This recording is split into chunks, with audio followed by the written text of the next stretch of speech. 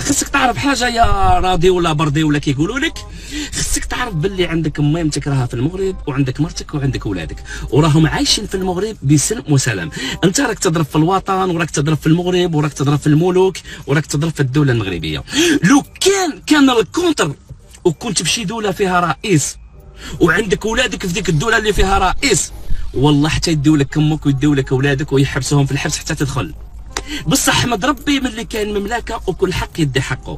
الوالده ديالك وولادك وبناتك ومرتك عايشين في المغرب في سلم وسلام، كيخرجوا برا ما كيلقاوش المشاكل، كيخرجوا برا ما كيلقاو لا سب ولا شتم. لو كنت في شي دوله فيها رئيس غادي تعرف حق المغرب شحال يسوى، غادي يقبضوا ولادك ويقبضوا مرتك ويقبضوا امك ويحشوها في الحبس ويخليوك هنا مكوانسي. بصح سي دوماج كنت في المغرب، اولادك راهم في المغرب ومرتك وبناتك والوالده ديالك في المغرب ما اداوهمش، عايشين بسلم وسلام.